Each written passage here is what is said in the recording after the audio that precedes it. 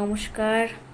আজকের ভিডিওতে আমার বিশেষ আবেদন আমাদের ভারতের মাননীয় প্রধানমন্ত্রী, মাননীয় স্বরাষ্ট্রমন্ত্রী এবং আমাদের ত্রিপুরা রাজ্যের মুখ্যমন্ত্রী সহ আপামর ভারতবাসী, ত্রিপুরা রাজ্যবাসী সবার উদ্দেশ্যে আমি বলতে চাইছি যে আমাদের ত্রিপুরা রাজ্যের যে একটা স্থায়ী সমস্যা হয়ে গেছে সেটা হচ্ছে বাম গ্রেস তথা বিগত দিনের বামফ্রন্ট এবং কংগ্রেসের যুগ সাজুসে তাদের যে কুকর্মকাণ্ডের ফসল এডিসি, সেই এডিসিকে ত্রিপুরা রাজ্য থেকে উঠিয়ে দিলে পরেই এক ত্রিপুরা শ্রেষ্ঠ ত্রিপুরা গড়া সম্ভব হবে, নতুবা নয়।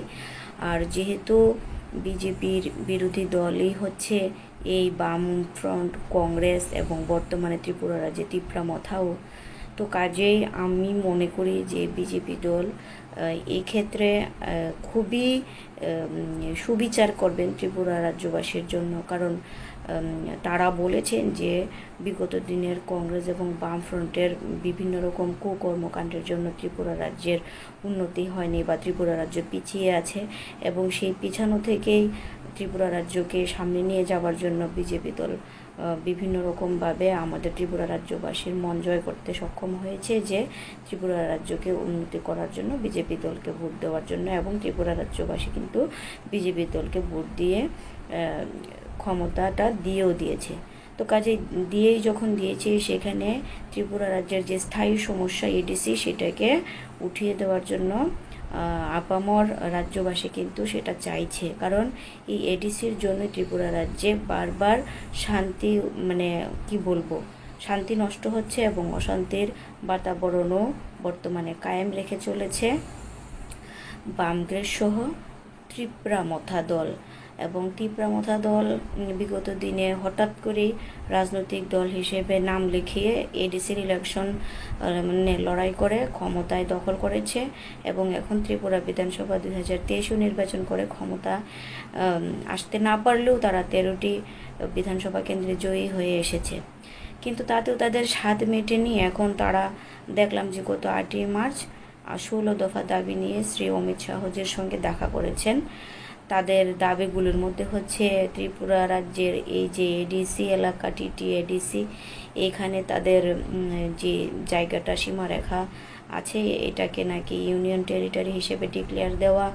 এছাড়া রয়েছে ইনার লাইন পারমিটের ব্যবস্থা করে দেওয়া, রয়েছে 50% সংরক্ষণ তাদের এসটিদের জন্য। এছাড়া আরও অনেক কিছু আছে, যা সবকটাই দেখলাম যে বাঙালি বিদ্বেষী বা এখানকার ত্রিপুরা রাজ্যবাসীর কল্যাণ বিরোধী এই দাবিগুলো। আর যেহেতু এগুলো অমানবিক দাবি এবং অমানবিক প্রস্তাব, এটা শীঘ্রাতি শীঘ্র যেন শ্রী অমিত শাহজি স্বরাষ্ট্রমন্ত্রী, ভারতের মাননীয় প্রধানমন্ত্রী, তারা যেন সেটাকে প্রত্যাখ্যান করে দেয়। কারণ তাতেই মঙ্গল হবে। কারণ যেখানে এডিসিটাই হচ্ছে বাম গ্রেসের কুকর্মকাণ্ডের ফসল, সেখানে তো আমি মনে করি না যে এই এডিসিকে আরও বাড়তি কিছু তিপ্রামথাদেরকে পাইয়ে দেওয়া বা এই সমস্ত কুচক্রীদেরকে পাইয়ে দেওয়া। এছাড়া তিপ্রামথার যিনি মুখ্য শ্রী প্রদ্যুৎ কিশোর দেববর্মন, ওনার তিপ্রামথা দলের প্রেসিডেন্ট বানিয়েছেন সেই 1980 জুনের গণহত্যাকারী, বাঙালি গণহত্যাকারী শ্রী বিজয় রাঙ্খলকে।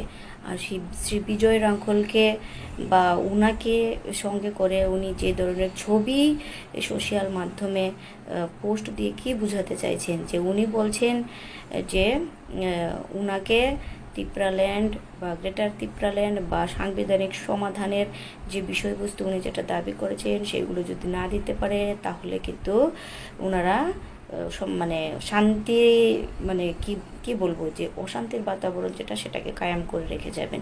অর্থাৎ ত্রিপুরা রাজ্যে রাজনীতি তো হচ্ছে শ্রেষ্ঠ নীতি, সেই শ্রেষ্ঠ নীতির পরিবর্তে তারা অনৈতিক কর্মকাণ্ড ঘটিয়ে তারা ত্রিপুরা রাজ্যটাকে একেবারে অশান্তিতে মগ্ন রেখে দেবেন।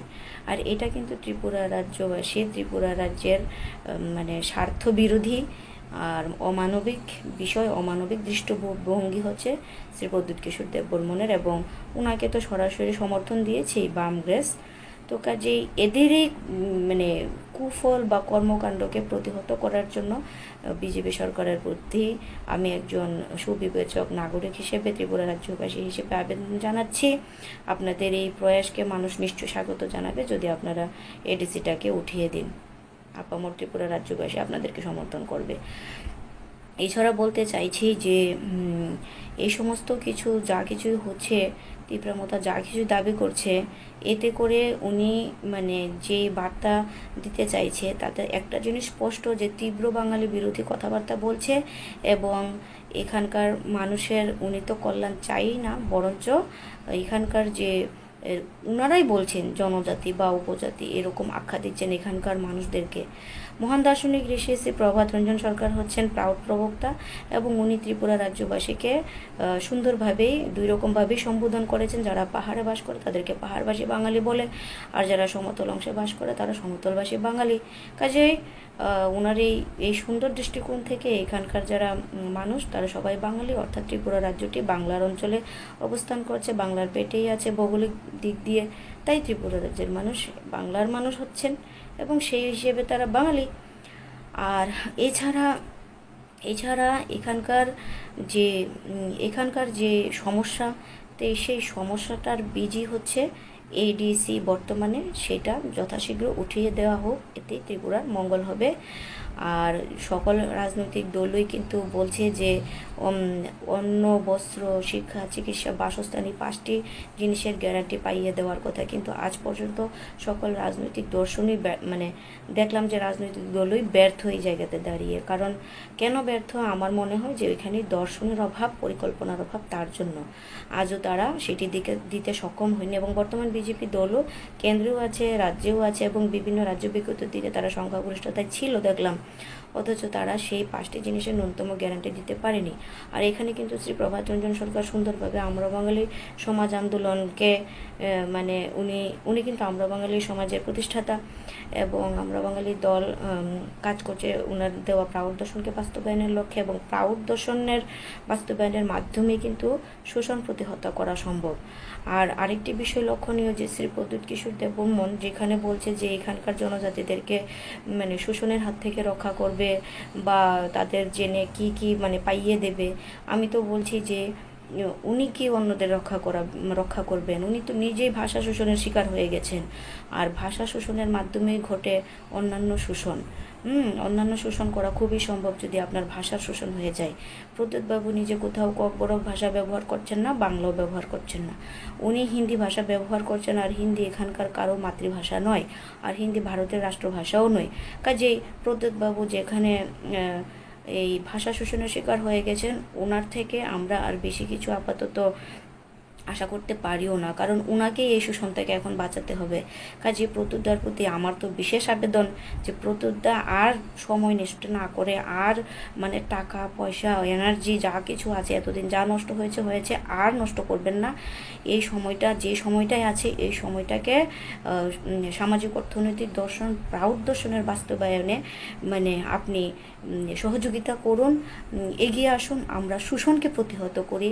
আর প্রাউড হচ্ছে সর্বরোগের মকরধ্বজ, প্রাউড প্রতিষ্ঠার মাধ্যমে সকল শোষণের অবসান ঘটানো সম্ভব। আপনি আর এই বিজয় রাঙ্খলের কথাও শুনবেন না, বা বিজয় রাঙ্খলকে নিয়ে যদি আপনি আরও চলেন তাহলে আপনি শুধু আরও কর্মকাণ্ড করে যাবেন। আপনার ওই নেগেটিভ লুকটাকেই প্রত্যাখ্যান করলে আমি মনে করি মঙ্গল হবে।